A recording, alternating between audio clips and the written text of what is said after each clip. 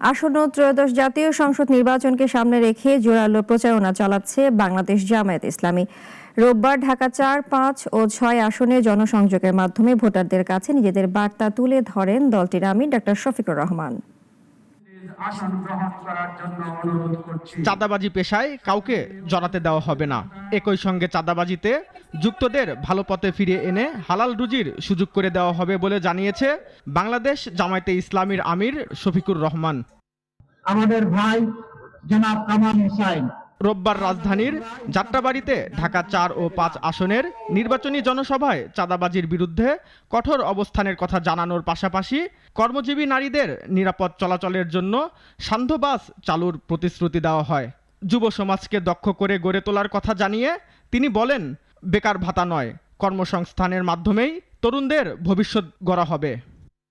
আমরা শুধু মহিলাদের জন্য ইভিনিং বাস সার্ভিস চালু করবো ইনশাআল্লাহ। বাংলাদেশে অগ্রগতি উন্নয়নে সম্মত সকল জায়গায় তাদের মেধা, যোগ্যতা এবং প্রয়োজন অনুযায়ী তারা অংশগ্রহণ করবে। দুটো জিনিস তাদের জন্য এখন নেই, একটি হচ্ছে তাদের নিরাপত্তা, আরেকটি হচ্ছে তাদের সম্মান বা মর্যাদা।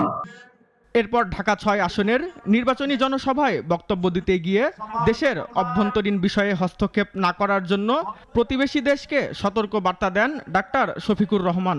বলেন, রাষ্ট্রীয় ব্যর্থতার কারণেই মানুষ অপরাধে জড়িয়ে পড়ছে।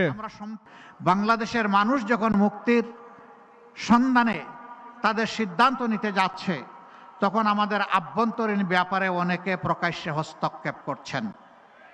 আমরা তাদের প্রতি বিনয়ের সাথে শক্ত কণ্ঠে অনুরোধ জানাবো, মেহেরবানি করে আমাদের আভ্যন্তরীণ বিষয়ে আর নাক গলাতে আসবেন না।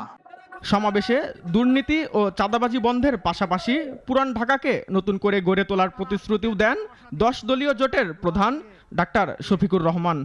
দেশের টাকা লুণ্ঠন করে বিদেশে পাচার করে রেজাই রাব্বি, নাগরিক, ঢাকা। বেগমদেরকে সেখানে পুনর্বাসন